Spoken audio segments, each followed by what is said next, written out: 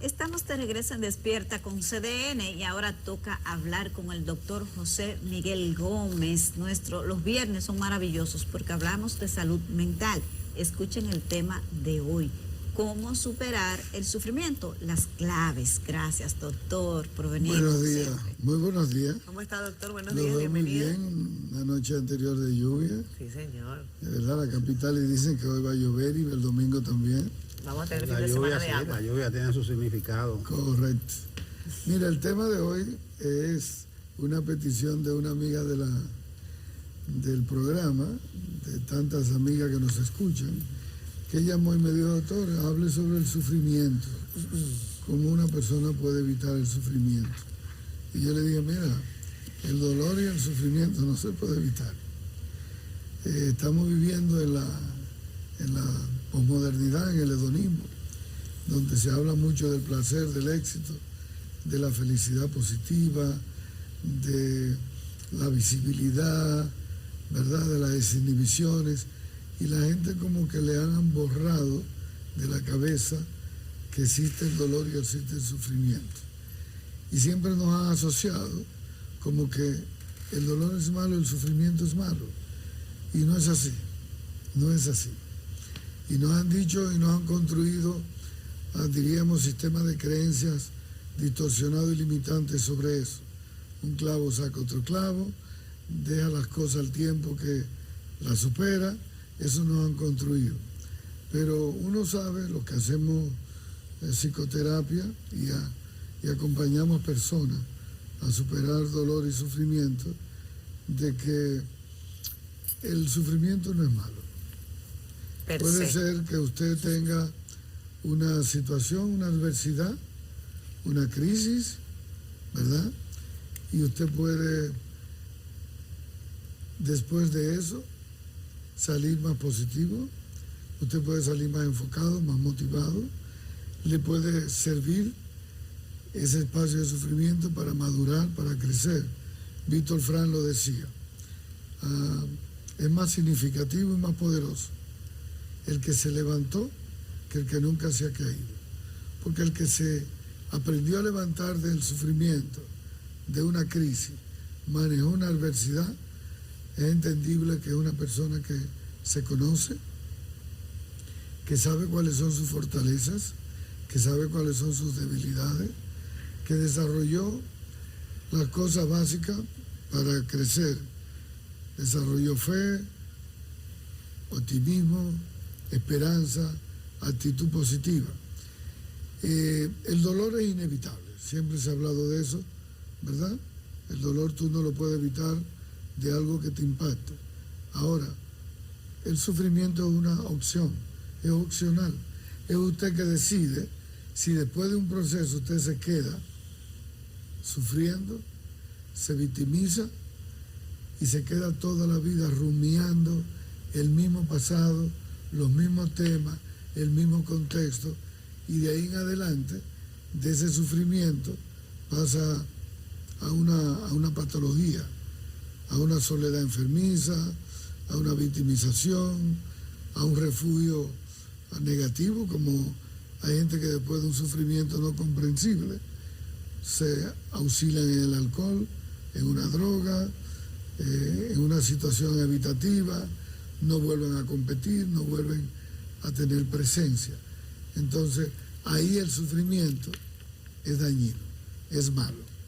Espero que me hayan entendido. Claro que sí. Doctor, y cuando hay un tipo de sufrimiento, porque hay cosas que vienen, por ejemplo, la pérdida de un ser querido, eso nadie lo puede evitar. Que te pueda tocar una enfermedad, eso nadie lo puede evitar. Pero cuando se trata, por ejemplo, de un dolor causado por temas como el abuso de confianza, la traición a la confianza, que una persona a la que tú quizás has depositado toda tu confianza, entonces tú descubras quizás que no fue así, que tú tuviste una relación con un enfoque que esa persona no tuvo y todo eso te genera como un shock. Ese tipo de sufrimiento, ¿cómo la persona debe enfrentarlo? Y si usted tiene algún diagnóstico de cuáles son estos sufrimientos que se generan fuera de eso que se supone que viene con tu paquete de vida. Sí, como la traición, la confianza, las infidelidades y ese tipo de cosas. Como Sí, explicar un poco eso. hay mira, el ser humano hay que decirle es social.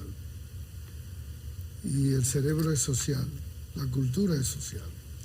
Y en las dinámicas sociales, laborales, intereses de grupo, relaciones interpersonales, en trabajo, en la misma propia vida afectiva, emocional de pareja, van a haber entonces desacuerdos, van a existir personas tóxicas, te va a exponer, eso no va a poder evitarlo, de que alguien te traicione, ¿verdad?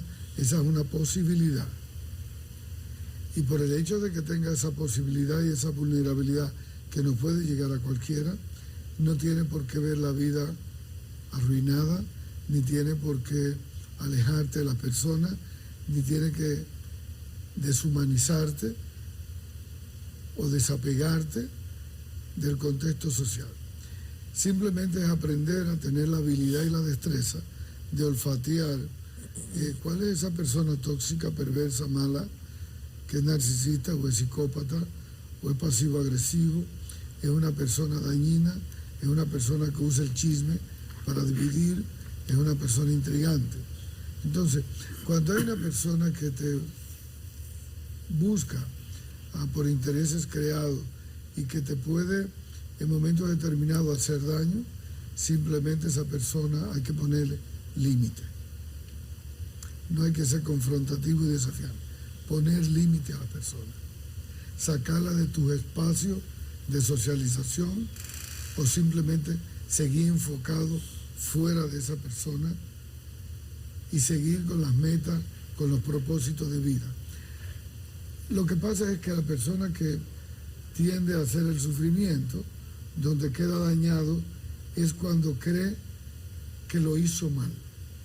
Y ahí está el peligro, porque el psicópata, los narcisistas son habilidosos en llevarte a la culpabilidad, en llevarte a que tú estés equivocado y que lo hiciste mal y que tú has sido garantista o que tú has sido merecedor del daño.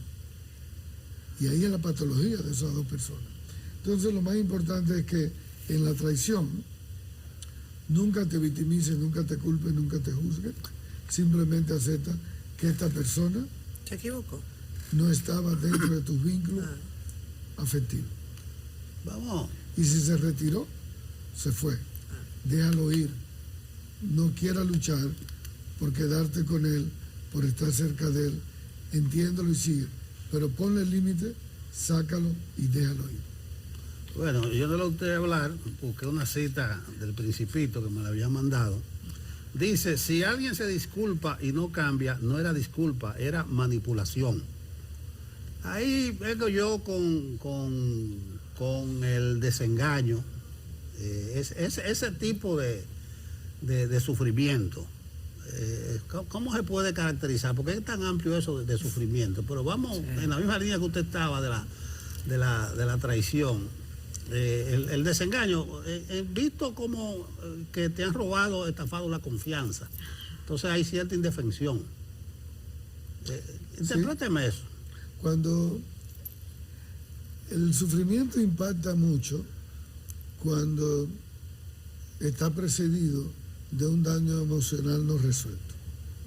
Es decir, tú eres una persona que vive, pero tiene una condición de fragilidad, por una condición. Entonces, cuando viene el sufrimiento, te acelera más el daño, te lo pone más en evidencia, y tus amígdalas cerebrales, tu sistema límbico, donde tú tienes almacenado las emociones y los miedos, entonces vuelven a salir y se repite con los eventos traumáticos anteriores, y ahí el sufrimiento impacta más, porque la persona recuerda lo que le han hecho, la persona vuelve a sufrir y a poner en evocación, en la memoria inmediata, todo el recordatorio del daño.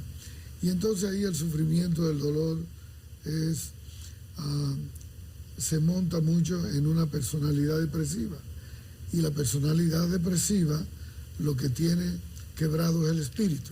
que es una persona que no tiene fe, que no tiene esperanza, que no tiene futuro, que tiene una visión en túnel, que es pesimista y encima de eso tiene una baja autoestima, tiene pobre autoconcepto, no se cree merecedor de nada bueno. Y cuando viene una persona dañada y lo pone a sufrir, le produce más indefensión, más depresión. Y entonces los refugios, ¿dónde lo buscan? Lamentablemente, o entra en soledad, o se deprime, o busca un contexto, un espacio donde refugiarse. A veces un espacio religioso, a veces un aislamiento patológico, una soledad enfermiza, patológica, para buscar que no lo hagan sufrir, porque no tiene armas, no tiene instrumentos, no tiene habilidades, no cuenta con destreza para responder a los golpes de la vida, responder a las traiciones, responder a las cosas. Y eso es importante, a los niños hay que prepararlos para esto. Y esas habilidades se desarrollan en la socialización, no es en la tabla, no es en el internet, no es en el celular. Para usted desarrollar a manejar desde el bullying a las competitividades, a las traiciones, eso se aprende con los deportes, con la socialización, con aprender con las artes, a socializar, a competir, a sobreponerse, a resistir, ¿verdad? A adaptarse de nuevo. Entonces, así es que se supera el sufrimiento. Y la gente se levanta y sale resiliente de él. Doctor, hablemos de cuando hay situaciones que producen sufrimiento, pero que se perpetúan en el tiempo.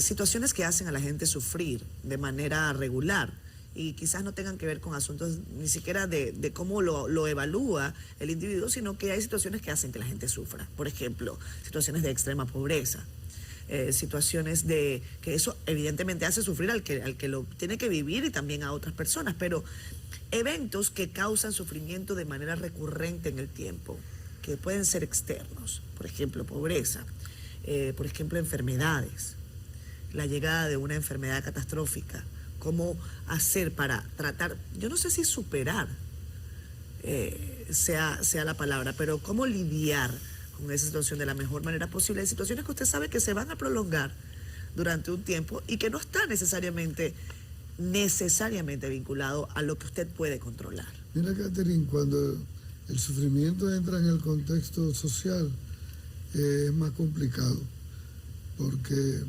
la cultura crea unos condicionamientos muy fuertes en las personas. Fíjate que la persona en pobreza extrema, sí, o en pobreza crítica y marginalidad social, en exclusión. La exclusión hace mucho daño, porque la exclusión social, cuando es sostenida, produce desesperanza. Claro. Y produce desesperanza aprendida, lo que le llaman en los sociólogos acatamiento social. Cuando 4 generaciones han sido pobres, el abuelo, el papá, él es pobre y el hijo tiene la condición de pobreza, entonces esa pobreza ya no es desde el punto de vista económico, es cultural. Y la cultura pesa más que el arroz y la habichuela. Cuando es cultural, es del espíritu, es de la desesperanza aprendida, es de la limitación. Entonces una persona que te dice, él mismo se dice, en su construcción emocional, yo no puedo, yo no me merezco, yo soy pobre, yo soy feo, yo soy chiquito, yo no tengo esto, no tengo condiciones para salir adelante. Y se niega, y entonces cree y se fortalece en su cerebro que esa es su condición, que debe de morir y que debe de quedarse así. Por eso hay que admirar a esas miles de madres solteras o miles de personas que vienen de exclusión social, de marginalidad y llegan. Eso hay que verlo, eso es merecedor, que una gente llegue, que compita, luche por un espacio, construya un espacio. Por eso es importante la resiliencia social, porque esa persona viene de machacar, de vencer adversidad, de competir en condiciones desiguales. Y eso es admirable, eso yo lo admiro mucho. Doctor, terminamos. Yo no quiero analizar la entrevista, pero es el sufrimiento por el mal de amor. O sea que ahí no hay ningún dolor físico, ninguna agresión, no hay una traición, o sea que no ha sido correspondido. Bueno, Y ese tipo de sufrimiento. ese sufrimiento, cuando tú no has sufrido y la gente te dice que un clavo, Saca otro Saca clavo. saca otro clavo. Ahí no hay que ir al psiquiatra, hay una buena bachata. Creo yo. Bueno, dicen que hay tipos de psiquiatra, ese es uno. ¿Qué pasa? ¿Eh? No, a la gente hay que prepararla para el desamor, Claro. para los despechos, para cuando los niveles de condición que tú aspirabas, tú no lo logras. Hay que aprender a aceptar las pérdidas. No luche con lo que no te tocó. No quiera mantener lo que no está para ti. Simplemente déjalo ir. No era. Entonces, no hay que luchar con eso. Muchísimas gracias al doctor José Miguel Gracias, doctor. Gómez por este Gracias. tema tan interesante de hoy. Poco tiempo, doctor. Poco tiempo. Nosotros regresamos en breve.